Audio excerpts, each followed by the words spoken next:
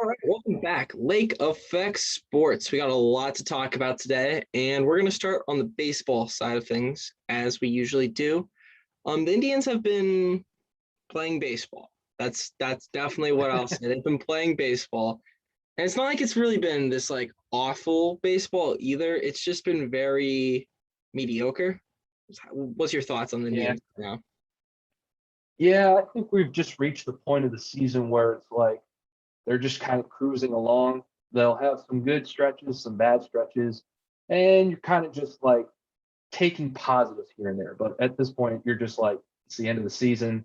There's maybe 3 weeks left, and that's kind of it. And and it's like I hate sounding like a broken record on here, but it's the same guys that we've seen the same positives from. It's not like anyone else has taken these huge steps. I mean, Jose's been great all year long. He has. Brandon Mills started to get off his cold streak. He's Hmm. should break 30 home runs, which is awesome. It's like things like that. McKinsey and Quantrill, great all year. Well, not all year, but the entire second half. So we take the positives. That's I really don't have that much to talk about them. You know what I mean? Because there's not like anything exciting has happened. Yeah, you're kind of just just watching the games. It just feels like, and even the broadcast, it feels like they're just trying to keep the energy because they kind of know, like, especially with the Indians, there usually has been a postseason race to keep track of, but they're just kind of like, yeah, well, Mercado did something. Well, let's see here. Oh, this guy did something. That they're pretty much just pulling everything out of their ass at this point. Yeah. So might as well just get into three stars because I really want to talk football because there's a lot to talk about with that. So let's do our Oh stars of the yeah. week. Um, do you know whose pick it is? You can go first. I lost track a All while right, ago. perfect. I'm gonna take Quantrill, time and time again after bad starts or previous outings, not his. He just comes back and lights out, Hmm. wins us games. He's been the ace of the organization this year. And I know Savali's had great months and moments, but this is the ace of the team right now. It's been Cal's rotation. And hopefully Bieber might get a start in. You think before the end of the year? Maybe 2, 3? Yeah, I would think at least two, just so the organization knows, hey, he's in his health wise, he's in a good spot. Because I think that's what all they want is like that peace of mind and not having to worry in the off season. Agreed. So yeah, Cal, easy first pick. Who you got, Matt? Mhm. Um, I think I'm going to stick with a pitcher too, Tristan McKenzie, man. He's just been great, like lights out. Probably the second ace on this squad right now. Like damn near like elite stuff. And if he is able to put this together all next year, there might be a conversation where he might be a Cy Young contender. It's pretty easy to see from what I've been seeing. Both of those guys, though, both of our first two picks, they I don't think they'll win the Cy Young, but getting top 10 votes, I don't think that's some crazy idea. Yeah, not at all, man. All right. So my second pick, again, it's a guy we talked about, but Jose. He's carried the offense, and it's kind of been a bit of a slump right now. Guys like Zimmer cooled off. Bobby Bradley's been pretty cool the second half of the year. So there hasn't been, besides the top four, much Hmm. help. I mean, like Harold's had moments where he can get 2 hits in a game or something like that. But besides that, there's not a lot of offensive firepower, and he's been all of it. I think he might have more WAR than the rest of the offense combined. Yeah, if I had to look it up, I would probably see like a desert wasteland with Jose at the top, and then it's just like maybe Fran Mill, maybe Bobby Bradley just because of what he's been able to do, and then everybody else. Just like that type of thing. I know Miles Straw is already third on the team in WAR, and he's been here like 2 months. Yeah, that's probably a huge indictment on the rest of the lineup. But I mean, great. It was a great move. I Yeah, definitely am not complaining, but yeah, just an indictment on the rest of the roster. no doubt. Who you got second? um, I think I'm just gonna stick with Miles Straw, man. Like Yeah. he's fun. Like he draws walks, he steals bases, he makes Gold Glove plays. Like he's just fun. No doubt. We've really hadn't had a center fielder in a while that we've had trust in. And now we've got a long-term solution out there. And I don't think he'll ever be an expensive solution. He's a guy that I think we could give like a Jose Ramirez type contract to and lock him up long-term and just say, hey, he's our center fielder until we have no plan. Because 10 years down the road, who cares? Like, what's your plan 10 years from now? What's your plan 7 years from now? What's our plan 3 years from now? That's even very murky at best. So great second pick. I'm gonna go a guy who hasn't gotten enough shine, I think, and it's Emmanuel Clase. Emmanuel Okay. Clase should be rookie of the year, or at least in more conversations than like looks like he's gonna finish fifth, sixth. His second half of the year, he has been lights out. He's been one of the best relief pitchers in baseball. This Kluber trade last year, it's like, man, like we gave Kluber away for nothing. But I mean, at least he was hurt. We won. We won the trade. The Rangers lost Kluber. We got Clase, and we had the year of Delino to Shields. I think we won it from just Delino to Shields to Kluber. That 1 year where Delino didn't suck. He was an okay piece of the offense. And now Clase is elite. He's an elite closer, and I think next year, top 5 closer in the league? If he's not there, I will be genuinely surprised, man. Like, he's been that good. And it's been his location the second half of the year. He's throwing so many more strikes, and there's no hard contact coming against him. He's looking like, oh, he's throwing 101, and you're just throwing the bat at it, like what we expected the first half of the year. Yeah, I think it's because he's incorporated more sliders. Before, he kind of became a little too predictable with his cutter. Like, obviously, it's 100, and you're not going to hit it for a lot of good contact. But if he incorporates more of a slider, which he's done, he's damn near unhittable, like we've seen. Yeah, no doubt about it. All right, who you got? Final pick. Final pick. I'll just go with Brandmill. Like, he's about to hit 30 bombs. Even though he missed 2 months, he's still going to hit 30 home runs, which is crazy to think. I predicted 40, but still him hitting 30. He's our power hitter, man. That cleanup hitter we've always wanted. Yeah, leads the team in OPS. He just swings a hard bat. We need it. We needed a DH, and he's the long-term DH. No doubt about that. Okay, that's Indians talk. Painful. It's not super fun right now, but yeah, we talked about them. No one can say we didn't. But football. Do you want to start Browns or Ohio State first? Let's touch Browns and then OSU. Okay. So the Browns. I think I was obviously overreacting and just mad last week when we lost because it was the Ohio State loss. Then we blow a big lead and lose, and then all the Baker haters can say, oh, he threw the late game interception, things like that. I mean, I was happy with how we played. And besides the John Johnson losing coverage and bad interception and bad play calling to try to run the clock at the end of the game, I think we played a pretty solid 3 quarters of game. What's your thoughts? Yeah, I agree, man. Like, in the heat of the moment, you're like, I was definitely like you. I was definitely frustrated. But after thinking about it over like an hour later, I was thought, you know what? If it wasn't us, like I've been watching the rest of the games. I think it's us and the Browns that are more likely going to be in the AFC Championship, probably, just because the Bills didn't look that good. It looked like the Ravens are not going to be able to make it out of the division, probably. And it just looked like we were the 2 best teams, and we played the best game of the week, probably. Yeah. We were the better team for 3 quarters, and then you just run into Patrick Mahomes. That's the issue with the Chiefs. They just happen to have the best player in the world, and then 2 other tight end receivers who are also maybe the best in the world at what they do. Kels is unguardable, and Tyreek Hill is also unguardable, and you have a guy who can make any throw on the football field. That's a tough team to stop. So I'm not mad. Yeah, it looked great, and the defense did look better. This is a week against Houston where they're going to have to show out. This has to be the defense's game. The offense's game was last week. They proved they're elite, and they answered the questions. They're here. They're very good. Can the defense also be elite? That's the big question.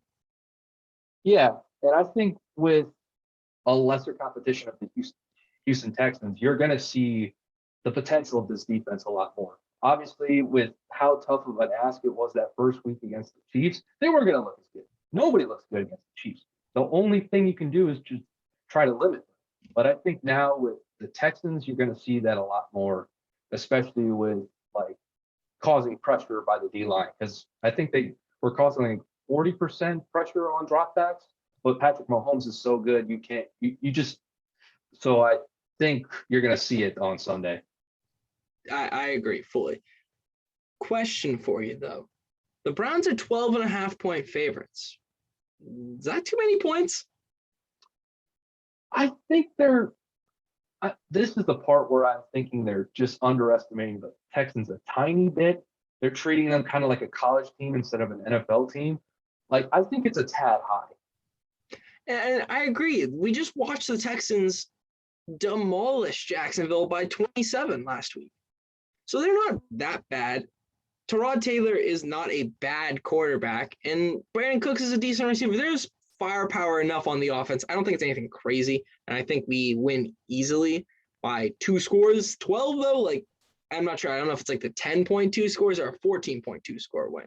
But I do think we win this week, without a doubt. Yeah, same. Like, I don't think that's really the question. Like, the Texans just aren't that good. They're probably not as bad as we thought they would be, but like they're not a 12-point underdog. I think they're at least maybe an 8 or 10, I would think. Yeah.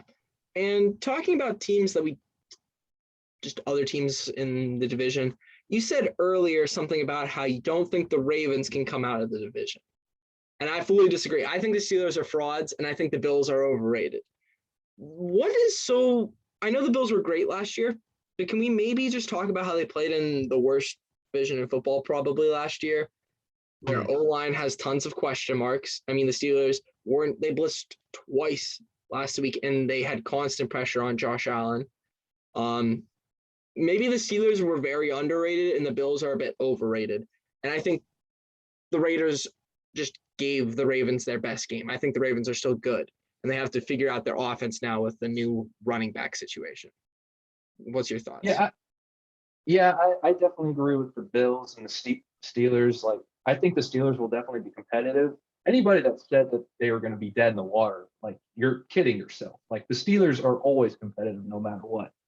The Bills, and they definitely exposed what the issues of the Bills. Like, I don't have a lot of confidence on them. I think they'll win the division, but I don't think they'll get far. And with the Ravens, I'm just worried about their injuries. Like, they got so decimated in such a short period of time to where I'm thinking, is Lamar is going to be able to like prop up this roster? Because I don't know right now. Yeah, and I think the defensive injuries were worse than the running back injuries. I think Tyson Williams looked fine. Le'Veon Bell will probably look good enough. You have a good O-line there. Their offense is going to be fine. I really do. Their defense looked horrible. And even in that second quarter where the Raiders' entire game plan was just throw the ball to Darren Waller, they couldn't figure that out. So I feel good about the Browns. I think the Steelers are going to be the biggest threat. But I don't think the Ravens are bad, and they're still a great playoff hunt team. Yeah, I think they'll be in the mix, but I would wonder how they're going to reach the playoffs. Like, maybe they'll get the last wild card, but I just wonder with how bad their injuries are. But I mean, I've been surprised before, so I won't count them out. Question. So the Steelers, what was your gut reaction after their win in Buffalo? How did they pull that off? Because I was watching the game, their offense looked putrid, but their defense was overcompensating for how bad the offense was at times. And then they got a lucky special teams punt block for a touchdown. So I'm like, what? Like, how? They just got lucky. That's just the Steelers. They have those moments where they just gut out wins. Like, it's annoying. Like, that's why I hate the Steelers, because they just gut out wins like that. It's just very unfortunate that the steel curtain is back. The offense is horrible. Big Ben needs to retire. Their O-line is pathetic, and they have good receivers. I will say that they're 4 guys who can go out and just make plays. Najee Harris is okay. I don't think he's just gonna change that offense like crazy. But you have receivers.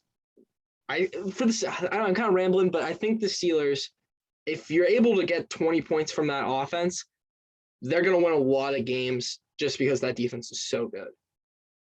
Yeah, like if they face somebody inferior, they're probably going to win. But if they face somebody like us or maybe like the Chiefs, they're going to get their ass handed to them. Like they're not going to be able to keep up. I agree. I think we can really run all over the Steelers defense. That's a huge flaw with the Bills team. They don't have a running game, so you can't set up the pass on a great Steelers secondary. If you're able to run all over them, which Nick Chubb should be able to do, then that sets up those play action passes, the deep ball. Their secondary becomes penetrable, basically. Mm-hmm. Yeah, definitely agree. All right, so that was the fun football team to talk about. A lot more positivity. Well, if we lose this week to the Texans, all positivity will be gone for the Browns, and I'm going to be so sad. Ohio State. Yeah. Question marks everywhere. We've got 2 games here, Tulsa, Akron, right back to back to clean everything up. And there's a lot of cleaning to do, specifically Kerry Coombs' defense, which is, what's the word? Fill in the blank. Kerry Coombs' defense is blank. Young and not talented. Yeah. Poorly coached, the secondary, I'm going to take it back. The secondary, through 2 straight games, has looked very good. Minnesota made some good plays against them, but they were just receivers making plays. Nothing you can do about that. If you go up, jump ball, you make a good read on it, well, sometimes that happens. The secondary looked good against Oregon. The D-line looks like the weak point again. The D-line and the linebackers, they don't cause any pressure up front, and it's a lot of names with not a lot backing it up. They're 5 stars, but they're not playing like 5 stars, that's for sure. Yeah, that was the one thing that I brought up to people because everybody was like all collectively mad at CJ Stroud, and I was like, honestly, I'm more concerned about the defense because they didn't look good against Minnesota either, and then they proved me right, unfortunately, when they just let Oregon run all up and down the field, not setting the edge and not doing like all the basics. It was all fundamental stuff that they were just not doing. Good running backs are going to beat you, but I don't think either of those are good running backs. If there's a huge 5-yard hole to run through, makes life easy for a running back, that's for certain. Yeah, for real. It was that easy. And then they could get around on a counter. They could just get easy runs on the edges. Like it was just annoying because every time we would answer, they would come back. And it was just frustrating, man. Yeah, that's kind of the same thing that I noticed where I'm going to go back to Stroud for a second, actually. He's getting a lot of hate. He threw for 500 yards. He missed a couple throws here and there, but it's a freshman in his first big game, and he did good enough. I don't think he was bad by any means. He threw for 500 yards. You shouldn't lose when your QB throws for 500 yards, plain and simple. It's a good Oregon defense. The offense did enough to keep you in that game. The defense lost you that game, plain and simple. There's a report. I don't think Kerry Coombs is calling the defense this year, the rest of the year. Yeah. He's not. So Ryan Day is mad. I guess there's just huge fights going on in the locker room, which scares me. What is the ceiling of this team now? How many wins? What's the regular season number? Because I don't think the Big Ten's any good, and I think we could still win the Big Ten. Yeah, I think they still win the Big Ten, but they have to figure out what their issues are and clean them up before then, because this can't keep happening. And obviously Ryan Day has been furious all week, and he kind of threw the coordinator under the bus. So I imagine something's going to be cleaned up by then, hopefully. So, but I think the Big Ten title is still on the table, probably. And no doubt. This Iowa team looks pretty solid, but I don't think they're that great. I don't think they're a playoff team. No. Wisconsin's not very good. Penn State's offense is terrible. As bad as our defense is going to be all year, I think even our defense can slow them down because there's nothing. They don't have a good running game. Sean Clifford is the worst quarterback in the past 10. He's worse than CJ Hackenberg and stuff over at Penn State. Penn State has had a number of bad QBs over the years. It rivals the Michigan QBs over the last decade. And one of the funny things with them, Tracy McSorley is one of their best QBs in their history. He's Roll it on a dime. I love the Trace McSorley. I love that song. Trace McSorley. No, but he's their best quarterback maybe in their entire history of the program. But he's like a JT Barrett. He's okay. He's not going to lose you games against bad teams, but he's certainly not going to beat good teams for you. And Sean Clifford's not someone who you even trust to beat the bad teams. He's just okay. He's not a great game manager. And I think we can still slaughter a Penn State. Iowa's the question mark in the Big Ten, in my opinion. Yeah, Iowa, they at least seem to be decent. And if they do things the right way to exploit us, I would be worried because they at least seem like a challenge. It's going to be a slow, grinded out game where they're going to run, and we can't stop the run. That'll be a good game. Very interesting for that one. For sure. All right. Well, I'm kind of out of topics. What about you? Do you have a score prediction for Sunday? Browns? I'm gonna go 38-21. I think we cover. I think we're the better team. Defense does enough to not let this be interesting. Go Browns, basically. What you got? I'm gonna go with 31-20. I'll just say that they're just under. They're just under. All right. Oh, one last thing. Kent State is going to put Iowa on an upset alert this week. Iowa just had their big games in a row. They just had Indiana. Then they had their big game against Iowa State. You got your two huge wins. You're probably not even thinking about Kent State. Didn't watch a lot of film on them. You're not even thinking about that high-powered offense. Who leads the country in turnover difference, in turnovers created? The Kent State Golden Flashes. All you need is one. All you need is one to get your offense going. There's a lot of high-powered offense. We've put up 60 last week. That's all I'm saying. I'm not saying they're going to win, but 23.5, maybe you keep it closer than that, closer than the experts think. All right. Thank you guys for watching. Check us out. Twitter, TikTok, social media is basically all the same. See you guys next week. Go Ohio. Yep. Peace out.